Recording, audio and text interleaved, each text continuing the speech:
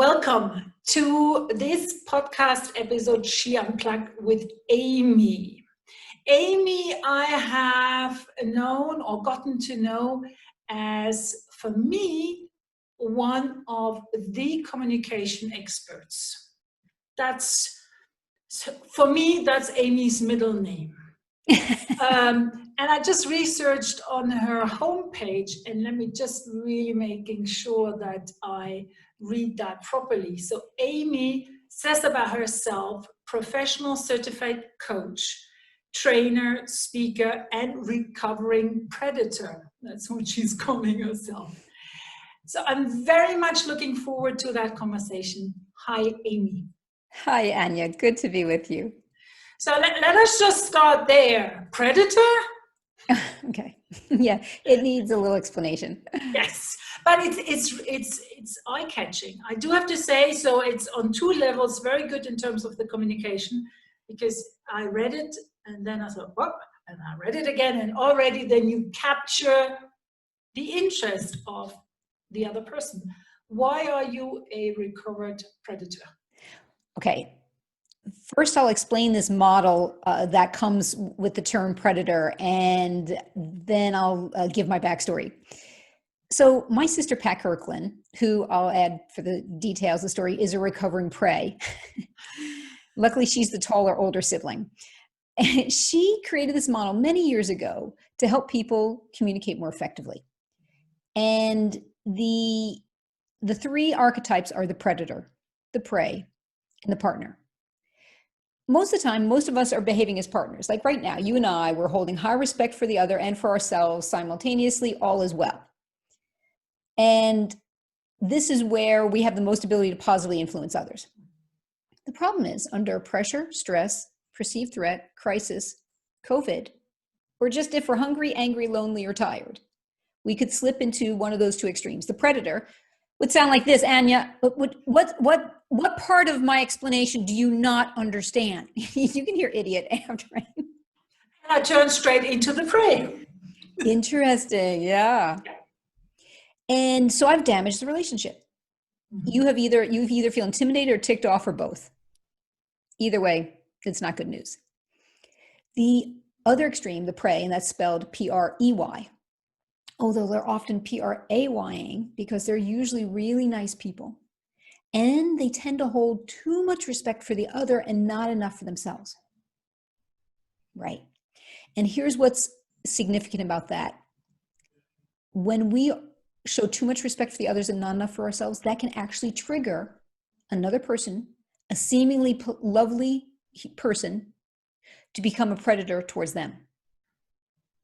So another way to say it is, for listeners, is if you're in any relationship where you feel like you're getting mistreated, it's possible you're being too nice. Mm-hmm. Yeah.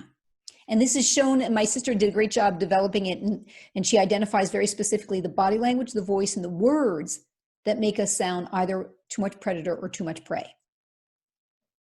So the idea is step in partner before you need it. Stay in partner when the going gets tough.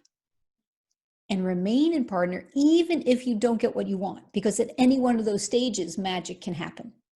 Plus, if we're disciplining ourselves consistently to stay partner and override that instinctive desire to be predator or prey, because it happens to us so rapidly and so even before we have a conscious moment to catch it in the beginning, then when we're forcing ourselves to stay partner, we're creating new pathways in the brain. Mm-hmm.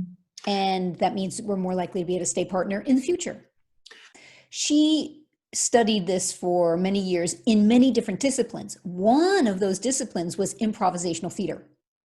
Now, for listeners who don't know what improvisational theater is, imagine you go to a performance and you see a group of actors on stage who have no script, no preparation, no props, and out of seemingly thin air, they create dances and songs and scenes. And it looks like friggin' magic. Mm-hmm. Except behind the scenes, what's happening is they're not rehearsing lines or staging, they're rehearsing muscles, interior muscles, to help them make each other look good, to flex greater collaboration, to put their ego to the side, to be willing to embrace failure and take risks. And And as a result, they're able to then come together and this seemingly magical thing happens on stage. And so Pat studied the high status, low status of improvisational theater and said, okay, so that high status, that when it's taken to the extreme, that becomes a predator. The low status taken to the extreme becomes the prey. So that was one of the models that she studied. She also studied, believe it or not, dog training, because so there's one specific voice technique that we teach that is really challenging for people to capture at first. We call it the downward inflection. So the opposite is the upward inflection. So right now, if I talk to you with an upward inflection, every time I pause, my voice goes up like I'm not sure of myself. My name is Amy. I don't know, is it? Mm-hmm. And so here's a quick story about the inflection. I was in Zurich a few years ago. I was just about to start a 2-hour workshop. A woman runs in, she's carrying her little fluffy dog, and she said, I didn't have time to go home. Can I take the dog into the workshop? I said, sure. And that's one of the things that improv has taught me is always say yes. Not to the detriment of myself, though, to the detriment of my ego, let's say. And she puts the dog down. I start the workshop. I do the introduction of the predator and very aggressive, like I demonstrated with you. And then I do the demo of the prey, which I forgot to do with you. So it would sound like something like this. Hi, my name is Amy Carroll. I'm so happy to be here. And within 3 sentences, Anya, that dog looked at me and said, rawr, rawr. It started growling. That's how intuitive the behaviors are. Because you showed the prey part, the dog went into the predator straight away. Yeah, he heard probably the tone in my voice. Yeah. Because the upward inflection, I'm wanting to let you know you're safe with me. I'm not a threat. The problem is I'm overdoing it and I'm actually triggering this predator reaction in others. That's interesting. That's really interesting. Yeah. And it's important. People will sometimes, a participant in my workshop might say, oh, well, kind of like suddenly, oh, it's my fault. No. This is a societal thing. You've learned this is cultural. Sometimes women more than men do it, though I come across a lot of men who do the upward inflection. So I would encourage listeners to turn that around to say, rather than holding yourself responsible, realize, holy smokes, are you telling me if I master the downward inflection, I'm going to command greater respect? Yes, I am. Okay, what would that sound like? Give us an example. Good morning. My name is Amy Carroll. I'm a coach and trainer. Mm-hmm.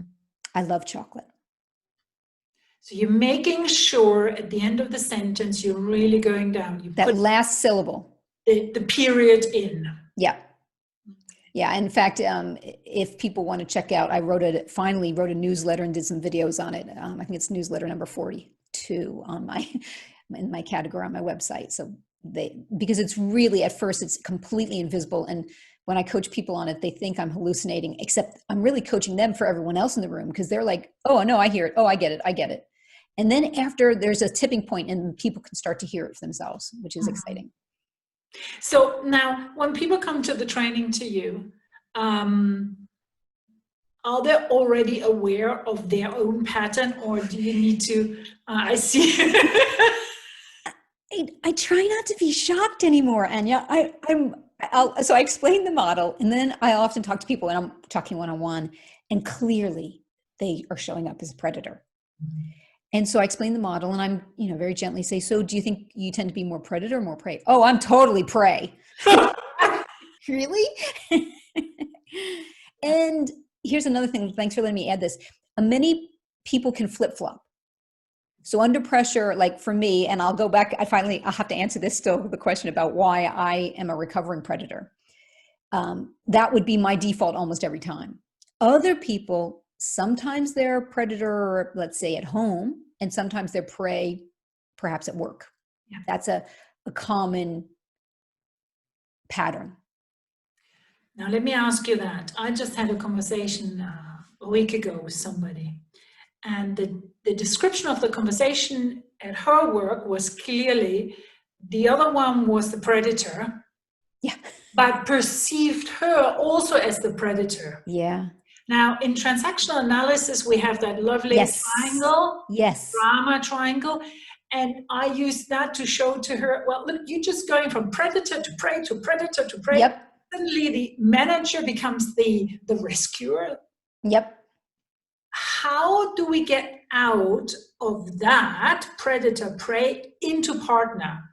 Okay, hold that question for a minute, because you just made me realize I should explain something else. So the thing I want you to be aware of is, and if for people who are listening and they don't see my hand gestures, just imagine a line, a continuum, with predator at one extreme and prey at the other extreme, and everything else in the middle is partner.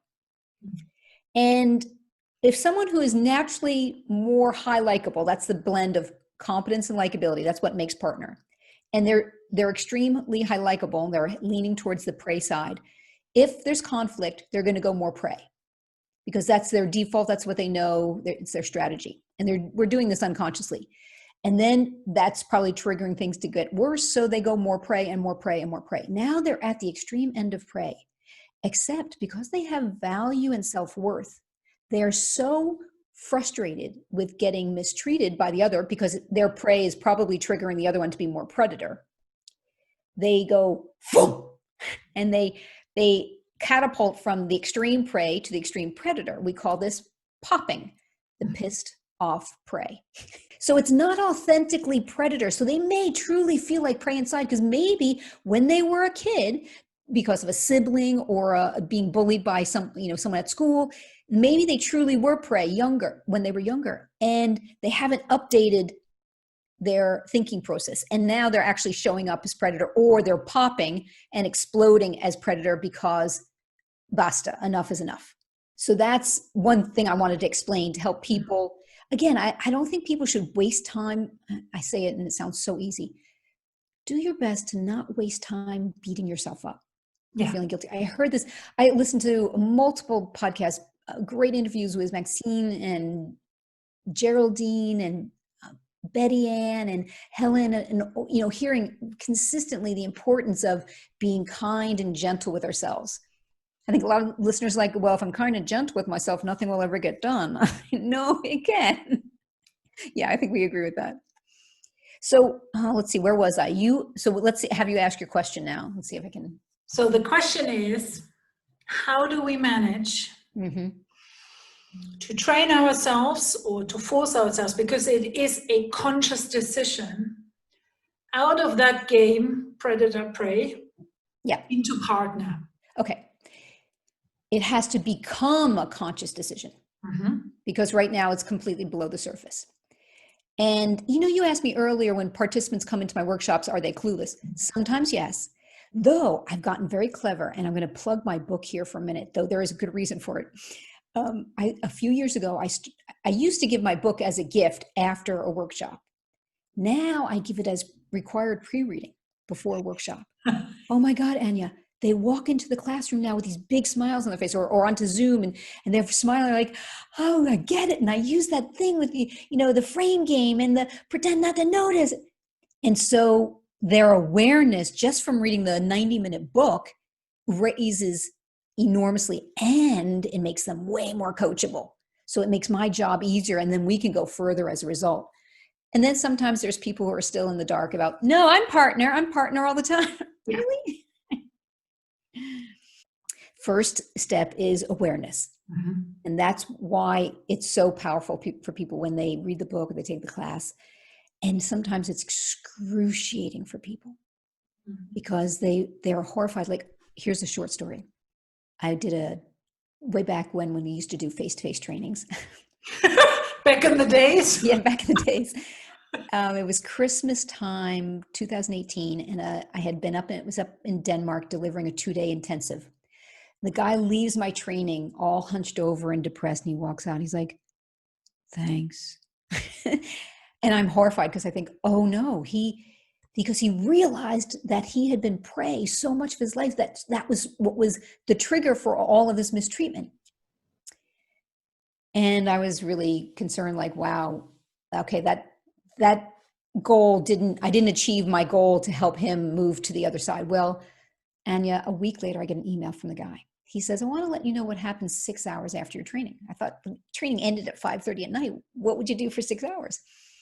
He explained not one, not two, not three different scenarios where he applied the skills. He said, I went to an impromptu job interview after the training. The guy hadn't even read my CV. He said, except I showed up with that energy that you talked about and that downward inflection thing and the smile. And the guy said, as soon as the headcount freeze is lifted, I want to work with you. He said, Amy, I was so delighted that when I went into Copenhagen to have dinner with my wife, I just, I was buzzing with energy. So I had a warm smile, great energy. And he said, I got to let you know that there's been all sorts of predator-prey dynamics in my relationship with my wife for a long time, which is very, unfortunately, common. Not just for this guy, for many people. And he said, because of the great mood that the interview left me with, I showed up with that great energy. He said, at the end of the evening, he said, I was heading to the airport. At the end of the evening, she gave me a hug and a kiss goodbye, and it was like falling in love again. Oh. I thought, okay, marital therapy, write that down. Yes. And then he says, I get to the airport. It's 10 o'clock at night. I'm flying back to Hong Kong where my boys are.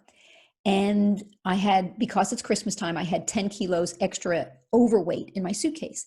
So when I checked in, the flight attendant said to me, sir, you're 10 kilos overweight. And he said he was, she said it like in a really icy, nasty way. So I leaned over the counter, and with that downward inflection thing you taught us and a warm smile, I asked, can I pay that with my American Express card? So notice he wasn't trying to get out of it. He wasn't trying to charm her or manipulate or beg. He just accepted. And this is one of the tools I talk about, the partner mindset, is detach yourself from the outcome. So he wanted a specific outcome. He let go of it. He used the skills. He said she did the rest of the check-in in total silence. And at the end, she leaned over the counter. She said, if you hurry, I won't have a chance to catch you. Nice. Yeah. So what I'm hearing is that you're saying during the training, the first thing is the awareness. Right. So listen to ourselves, trying to get a feeling how we work in relationship. And I also heard you saying, it can be very different. It can be different with different people. Yes. We are triggered by different people. Maybe the tip of their nose reminds us of somebody and we go straight into one or the other. Yep. So the awareness is the first thing. And then what I heard you saying several times now is like to have a certain energy, a big smile. So something I sense, something positive. Sometimes. So when I go through the training, I list all of the potential behaviors that could trigger someone to sound too much like a predator. Mm-hmm. Whether it's the words they're using or their tone or the look on their face or that eyebrow that's like, are you an idiot? Mm-hmm. And then the other list of extreme behaviors of prey of what could make you sound submissive or uncertain, even if that's not how you're feeling inside. And sometimes I find predators who do prey behavior. So when they get a predator reaction from someone, they go instantly predator. So essentially we just look at these list of 10, 12, let's see, there's probably 10 behaviors on each list. We look at them and say, okay, these are the behaviors generally you want to stay away from these. Interestingly, there's a couple of behaviors that overlap, like speed of speech and the raised eyebrows could either make you sound too predator or too prey. Mm-hmm. So I'll demonstrate so the listeners can get a sense. Anya, could you just explain? I didn't understand. Could you just explain? I'm sorry. Could you explain? Mm-hmm. Or this one. Anya, can you just explain it to me? I really I'm sorry. Just explain it, will you? So roughly the words stay the same, except one sounding aggressive and tense, the second one, and the first one sounding pleading and begging and apologetic. So I invite people, okay, these are the behaviors you want to get rid of. And this is what you replace them with. And then the replacement is, for the predator behaviors, it's a list of high competence behaviors. And for the prey, it's a list of high likable behaviors. Because whenever we're meeting another human being, they want to know two things. Can she do the job? Perceived competence. Will I enjoy working with her? Perceived likability. I'm not asking what I am. Well, it's funny. I know I make people really paranoid. They're like, oh my God, what is she's analyzing. You're doing, Anya, I got to tell you, girl, you're good. You're good. The smile, the energy, the smile and the energy are two really strong qualities of partner. You're solid. I do know for myself, I can be very much a predator. When Sure. I'm under pressure, Yep. things need to get done. Yep. And I have the impression that the partner is just somehow on holiday. I go into the predator. I do know that, and I do tell my team, I'm honest. I said, under pressure, I can crack in my communication skills, and I get very short sentences. Yes. I lose all the polite, good morning, how are you part. Right. Bang, bang, bang. And I have done that in the team meeting. I said, women, tell me, this is how I talk. Can you take it? Or do I have to change something? So the self-awareness is, I find, at the center, because, well, we can try to learn all these things, but as much as we do that under really, really high stress, when you read any kind of studies, right, we always fall back into our... There is truth to that. So Anya, I'm going to ask you, if you want me to coach you through that sort of scenario and be the guinea pig, I'm happy to. We'll have plenty of other things to talk about. So that's an option. The second thing I want to tell you about, which might be useful for you, is because I am that recovering predator. You were asking about that. And here's the short story. The backstory of that is I've been picking fights since the age of 6. I am what I would label a protective predator. Meaning if someone's going to be disrespectful, my perception of disrespectful to me or to someone else, then I will go predator in an instant. This is, the former Amy. So I would have no problem. I have picked fights on city streets with people who were disrespectful. I have picked fights. I've had an attitude with police officers. And I'm not recommending any of this. Yes. In fact, in the book, I talk about, luckily, how I managed to stay partner with a police officer with a situation I absolutely deserved to get that ticket. And somehow, some miracle, I did not. So first I had to become aware, I'm the common denominator. I'm the problem in all these relationships because I'm going predator. And it's okay. And it feels like a high value for me that I protect myself and others. Though the twist is now it's time to upgrade. And it took me 15 years, Anya, from the time I realized I had a problem to the point at which I got a level of mastery. And people are really disappointed when they hear like 15 years, Amy. I don't have 15 years. Oh, yes, you do. And I say, here's great news. What took me 15 years, people can do in a fraction of the time because of this user-friendly model. So first it's awareness. Then the second thing is find the motivation. And the thing is, when we're in a position senior to others, there's that power dynamic going on that we have to acknowledge. So we will slip into predator more likely than we would with a client, for example. Yes. Isn't that suspicious? How is it that I'm suddenly able to control myself when it comes to, when the dynamic is I'm down here and they're up here, or with a police officer, those situations. So that tells me that we can control it, even though it doesn't feel easy or possible in the moment. And so when I'm working with people, I'm working from outside in and inside out. So outside in is the body language, the voice and words, how to look and sound like a partner under pressure. And then inside out is, what are you thinking? What are you feeling? What are you telling yourself that's helping you to stay partner or pulling you out? And that's what I talk about in the book. I'm a mom of 2 teenage daughters. Oh, bless you. Thank you. So we are humans. We are humans, and it is about being kind to ourselves, and not hitting ourselves over the head when we then flip again and when we lose. Because you will. Yeah. We will. I think that is somehow what I tell in the coaching setup, the clients, if you think that just because you're aware of something and you have the motivation and the why is strong and all that is in place, you will never make that same mistake again or show that same behavior again, forget it. Right. I think that is that being kind to ourselves. I want to put that at the center.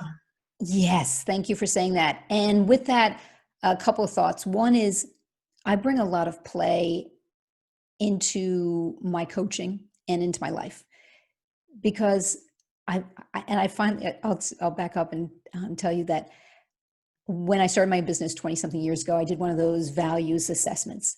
And Anya, my top 2 values were fun and play. I was horrified. I thought, all I want to do is have fun and play, I'll never make any money. Luckily, I found a way to do both. So that's a way to bring kindness and gentleness in is the lightness and the gentleness through humor and laughter. And I have a great friend who, my friend Paula in Manhattan, whenever I call her up, she always makes me laugh. And even if I'm feeling my ego's been triggered, I'm pissed off about something, we can lighten it up with the humor, and that helps me to shift. Now, the other thing I wanted to say was when we make mistakes. Mm-hmm. So at the end of a 2-day training, I announced to everyone, okay, now here's what's going to happen. Maybe tomorrow at the office, maybe tonight at home, you will go home and you will fail miserably.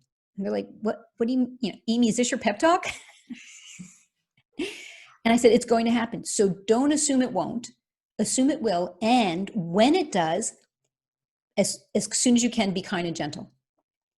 Then once you've found a little bit of space, maybe it's an hour after the exchange, maybe it's a day, maybe it's a week. As soon as possible, you want to analyze the situation through the lens of partner.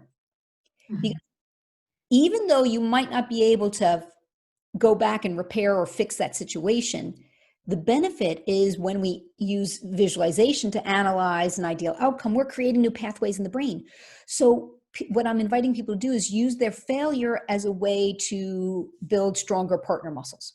When you're describing that, it just reminds me, there's a curve in the psychology of learning. It's a model, and it actually shows when you are starting to be aware and you want to change the behavior, there's always that step back and forward.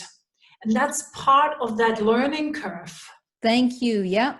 It's actually part of the process. Yes. It's like suddenly you notice you're showing that behavior. Before you weren't aware. So that's the benefit. But the behavior is still there. Now you need to somehow make it possible to have a gap between a situation and action and your reaction. Yes. In that gap, say, okay, what did I learn with Amy? Oh, I see that. Okay, I behave like that. Yeah. That's the learning, to have that gap widened. Yeah. Here's something for listeners, a little nugget that I learned recently. It's called sipping the soup. Sipping the soup. Okay. So let's say we're in a team meeting and let's say you're my boss and you've just snapped at me. And whatever you've accused me of or told me, I've done it. I'm wrong. I'm guilty. And of course, what's likely to happen is maybe I have this instant reaction of feeling defensive or angry, or maybe it's not justified. Maybe you're unfairly accusing me of something, and we're in a team meeting. So, and maybe I feel like, I'm either about to cry or about to say something sarcastic or defensive or throw somebody, one of my colleagues under the bus. Many options here. Instead, sip the soup.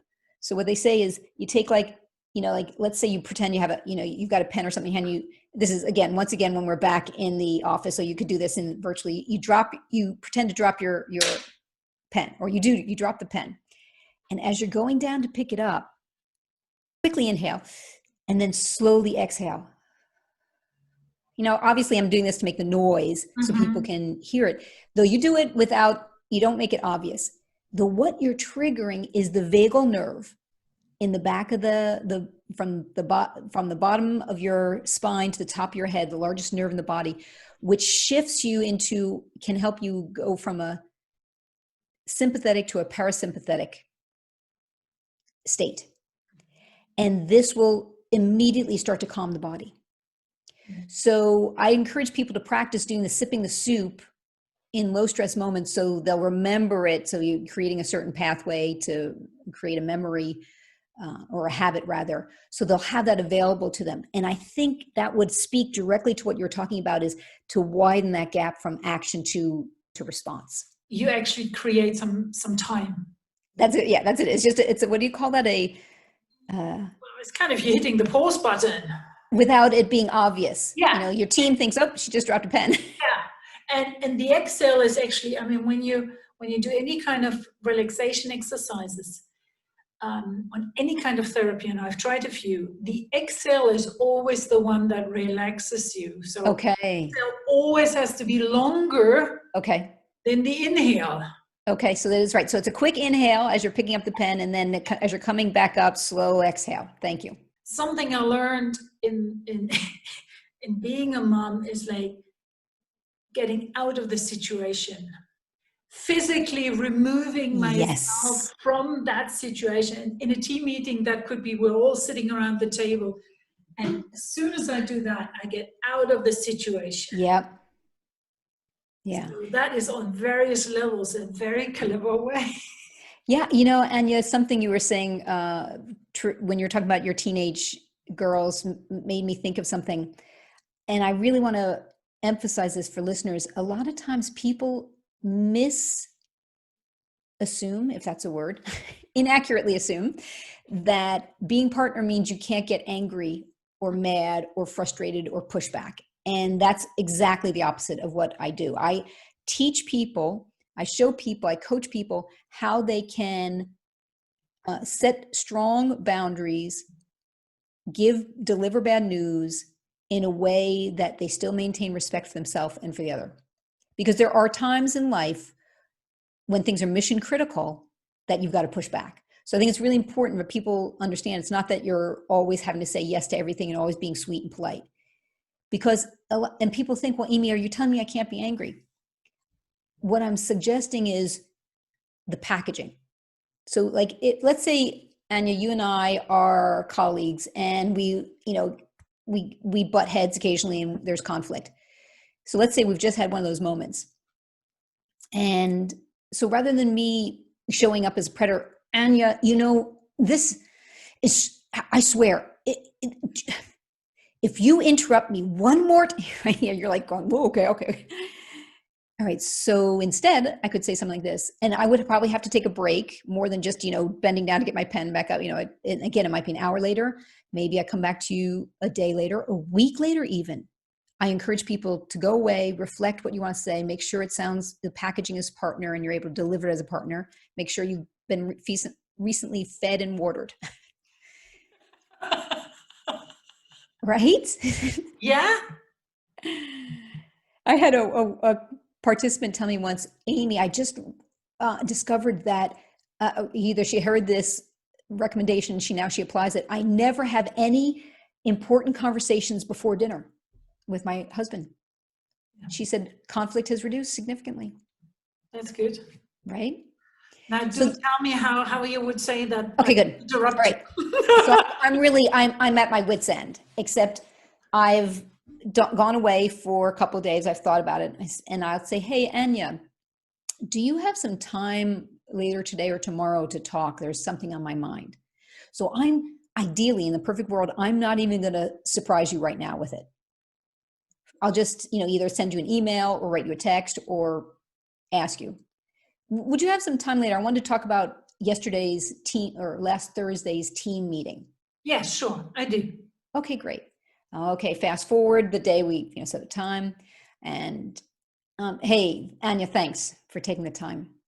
And so as I'm doing this, listeners, notice how I'm going to have even though I'm delivering what I consider bad news, I'm going to have a slightly upbeat energy. I'm going to go really slow. So I call this, this is the delicate conversation speed 4 times slower.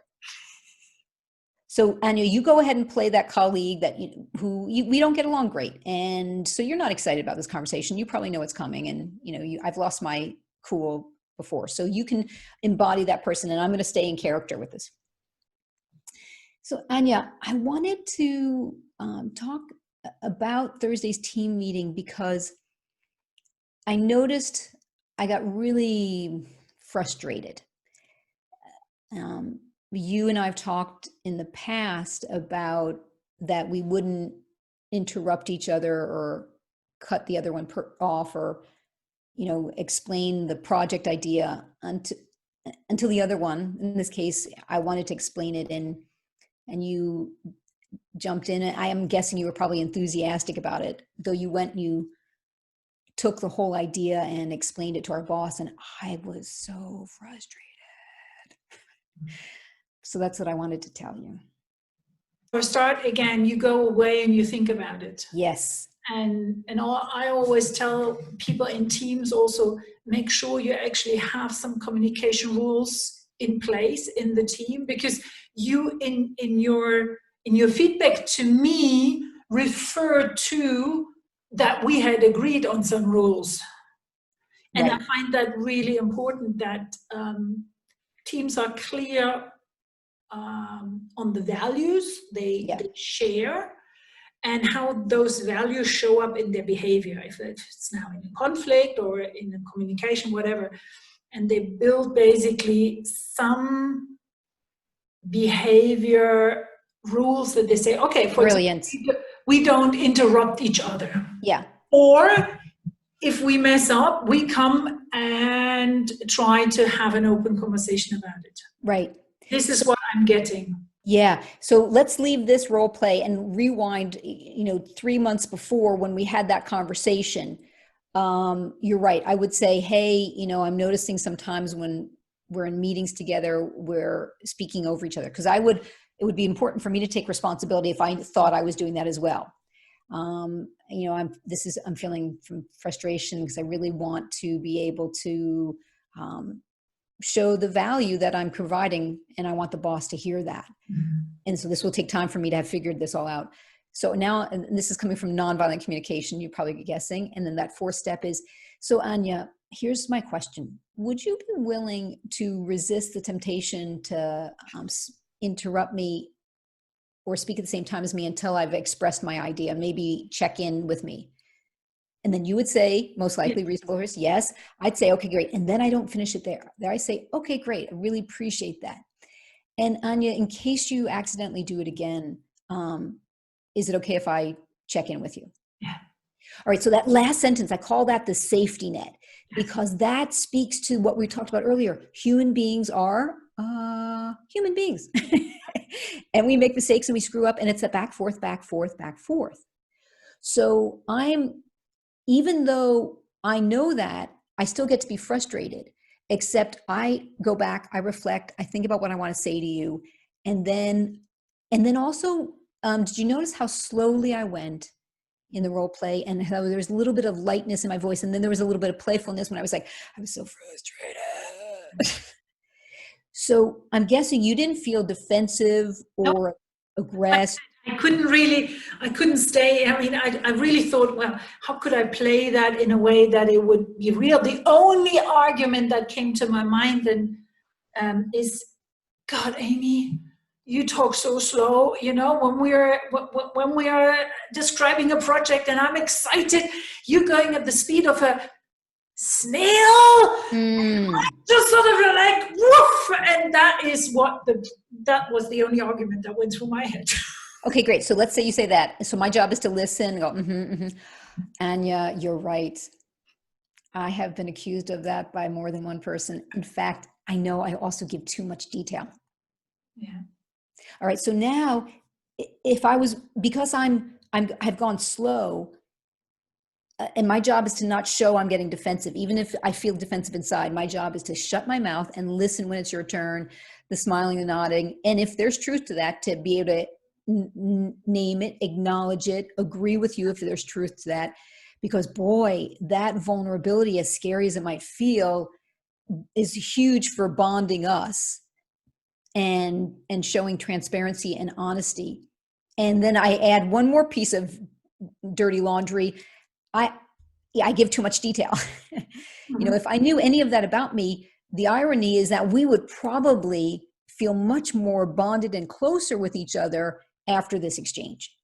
Absolutely. We all have different ways of talking, and it's not right or wrong. It's just different. Yeah. And here's the thing, Anya. So you just did something very partner. You were talking, I started to talk over you and you let me interrupt. So that's one of the skills I teach people. 2 things: let yourself be interrupted and avoid interrupting others. So I broke my cardinal rule. Lucky for me, you're being partner. And the irony is, this conversation, by me being more transparent and showing vulnerability and admitting, this is now maybe just the middle of the conversation. Because then maybe I'd say, well, Anya, if you want to and you have time right now, let's brainstorm ways we can work around that, or a strategy when you're feeling frustrated. Yeah. You know, and then I'm showing generosity and willingness, and yeah. Yeah. Now let me ask you that, Amy. Times are difficult. Yeah. I've heard cases where, because of being home office, the employee was at home, the boss was at home, but she didn't just have home office, her husband had home office, the kids were homeschooling. Kid was around.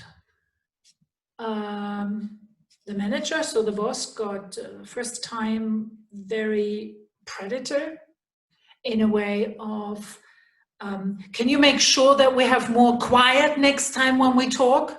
And she was like, I've got a small flat. So when all pray very much in that direction. How can we, under these circumstances where we're not sitting together for a cup of coffee every day, where we're not getting that sense of the other, we've got a screen. Yeah. For people to notice, I look at Amy. No, I'm not. I'm looking at the camera. If I look at Amy, I need to look there. So the entire conversation, I get a shadow. I don't really get Amy's facial expression because politely I look at the camera. Yeah. How can we overcome that? Well, it's interesting.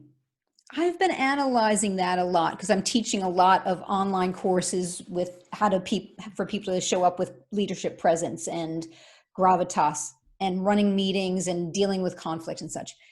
And like right now, I'm looking to the side of my computer. Does it look like I'm looking right at the computer? I can't say because I'm looking at the camera. Okay. Okay, I look at you. So does it look like I'm looking straight at the camera? Well, you're not looking at me. Okay, so now? Yes. Good. Now you would be looking at me. Okay, good. So this is me looking right at the camera. So it's the same situation you talked about. Luckily, my screens are not that much apart. Mm-hmm. I think, so now I'm going to look down. I think that people understand that we're looking at different parts. And as long as the face is within close proximity to the screen, that people have some leeway. At the same time, if I want to give if I have an important message or a really delicate message, I might shift up here. So I know I'm looking right at the camera. And then I might flip back down to you to make sure, see how you reacted to that. So you're right. It's not ideal, and we're still learning how to handle that. So let's go back to the situation. So the boss went predator, the employee went prey. The boss is a male, the woman's female, and he's attacking, because that would be my description. Yeah.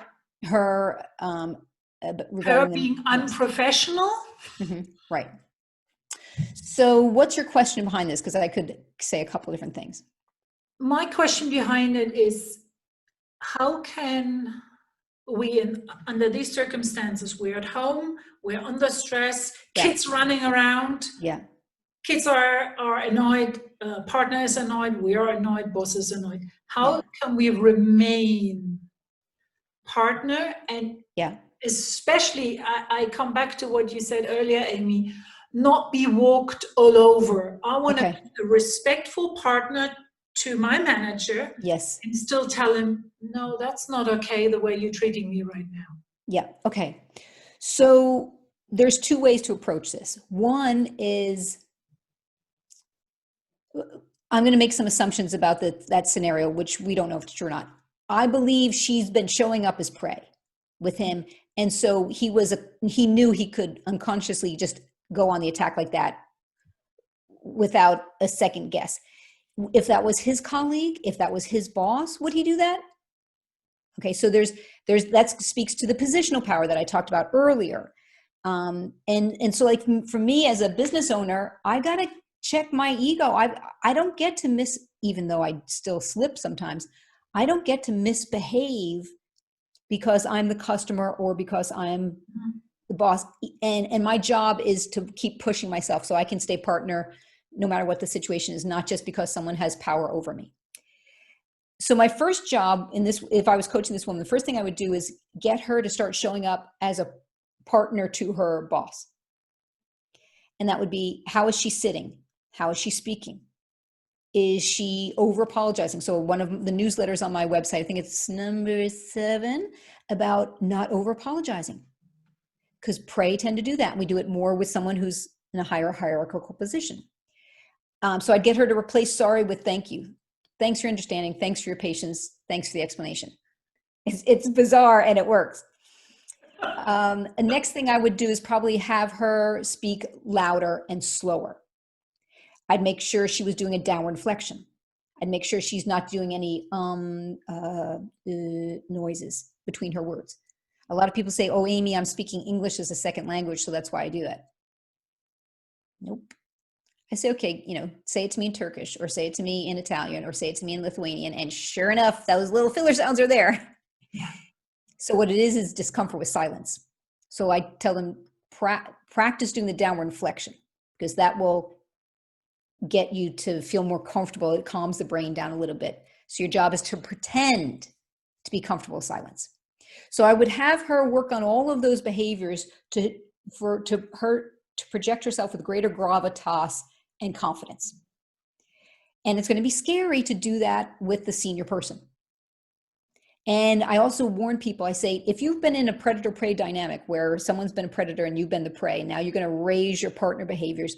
Warning, because the predator is not going to like it, and they're going to potentially get more predator in the hopes of getting you to go back down to prey. So you might not want to use these challenging skills until you've got a certain level of mastery over them. Not perfection, not 100% of the time, just getting more comfortable with them. So sometimes I encourage people to practice with complete strangers or with situations where the customer, because they get more stuff. Yeah. So they're working on the skill set. They're prepared for the predator to misbehave. They're holding steady. And sometimes it works faster than people expect. I had a Dutch woman, she was about 25. She said, Amy, every time I go into the file room and I ask this one woman, Sandra, for this document, she always goes predator on me. I said, okay, so next time you have to go there, I want you to do it with a smile. Now I said, warning, because you and Sandra already have a relationship, it's going to take 3 to 5 times at a minimum, probably, before she changes. She sends me an email. She says, you're not going to believe it. The next day I went into the file room and I said, hey, Sandra. So she went with upbeat energy, warm smile. Hey, Sandra, can I have the file, blah, blah, blah. She said, Amy, she was a total partner with me. She said, I left the room and I had to stand against the wall. How did that happen? So that was one time and it worked.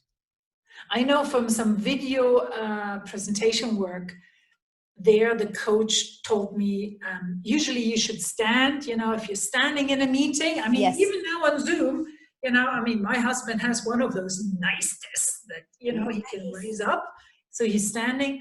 I couldn't be standing. It's physically challenging. But she said, sit at the front of the chair. I would add slightly, because I actually teach the opposite. So for me, people who sit too far up on their chair are communicating prey. It's I'm working too hard, I'm pleasing, I'm the puppy dog. So instead, I would do a hybrid of what she says, sit back in your chair. So I say to people, I want to make sure your back is touching. So you're not slouching though, right? Mm-hmm. So your back is touching. And then you just adjust the camera so that, that you can see like to the torso ideally.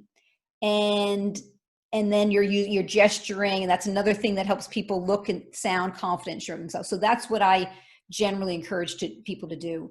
Today, I'm speaking with you with my microphone here, so I'm snuggling up to the front. Oh, that's such a nice word. I'm snuggling up. Yes. Now, Amy, how can people get the book that's on the shelf behind you? Amazon, actually. I think that's probably the easiest way. Yeah. And the title is called The Ego Tango, and it's the partner mindset techniques to complement the predator-prey partner model. If they can't attend a training with you, the book helps them already? Yeah. Yeah. And that was legitimate upward inflection because, and actually you really still went down. Helps them already? No, you did go up. It was a question, so that's legitimate. Yes, that's what I learned by questions. Right. Now, let me ask you that sort of to round up our conversation. Why are you so curious about communication? What is it that got you hooked on that topic? My sister and I both, we come from opposite directions, and we're both incredibly passionate about the evolution of human communication. Here's the thing, Anya.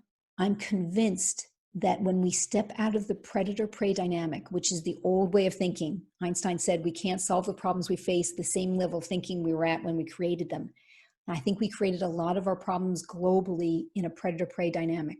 Mm-hmm. And I'm convinced, I'm getting chills as I'm saying this to you, if we can step in and stay in partner under pressure with challenging situations, we can eliminate a lot of the problems that we've created. I've heard multiple times podcasts where people talk about countries that have gone to war with each other. And I've literally heard them say, if they had just apologized. I thought, are you kidding me? That's it. That's what and it's true. And that's like the little role play you and I did. I acknowledged to you, yeah, you're right. Sometimes I'm slow and sometimes I give too much detail. That's sort of a version of an apology to you. So it's understandable that you would feel a sense of calming and peace. So the passion for me is really literally bringing more kindness and harmony to the world we live in. That gives me chills. It pushes a button where years and years and years ago, when I did the Harvard concept in negotiation, when we were taught about how it was found and the whole concept of cooperation when it comes to negotiation, we are partners. We are not on opposite ends of the table. We are sitting side by side. And when we are partners and we're understanding why I'm doing something, when I understand why you're so much into the details, why you put so much emphasis on there, what your interest is behind it. Yeah. I have an understanding and an appreciation for that quality, and I don't fight it because I know why you're doing it and what it brings to the table. Yeah. Amy, at the end of my podcast, yes, I love to ask the question, was there a question you would have liked me to ask that I didn't? Or is there something you would like to underline now because you find it most important? Oh, that's such a lovely question for all those people who have too much to say. Yes, yeah, definitely. What's popping up in my mind is the passion I have for improvisational theater. Because there's the philosophy of improv is a group of actors who get on stage and they do a perfect performance, the audience loves them, except they didn't enjoy working together. That's considered a failure. A group of actors who get on stage, they have a fantastic time together, though the audience is like, yeah, whatever. That is considered a success. Because if people enjoy working together, they're going to want to keep working together. And if they're going to keep working together, there's a greater chance that success will come in the future. And I have so much joy from my two improv troupes that I'm with. There's a sense of inclusion and this philosophy of I've got your back. And for me, I guess what I would encourage listeners to do is, as scary as it is sometimes, is consider taking an improv course. Not just one class, not just, get your feet wet if you want to, though. If you do something over a period of time, you'll start to see how your attitude, that I call it the improv attitude, when you make your partner look good, you apply that to all areas of your life, whether it's the Uber driver or the person you're married to for 10 years. it makes a difference. Yeah. And it's really interesting that you say that make your partner look good. That's really a rule in improv. I just heard that yesterday somewhere. Really? Yeah. If we could apply that, like you said, in our work, in our private life, there's a different energy. And that's, I think, what you describe as the partner energy. Yes. I want to make you look good, not because I don't feel, no, I have that eye to eye. Yeah, because we're going to have more fun together. If you're looking good, you're going to want to make me look good, and we're all going to be looking good together. Amy, from the bottom of my heart, thank you so much for all the wisdom you brought to the podcast. It's been so fun, Anya. I encourage the people to get your book, to follow you on your social media channels, which I always put at the bottom of the podcast. Hook up with Amy, see what she's up to. Thank you, Amy. Thank you, Anya. Have a great day to the listeners.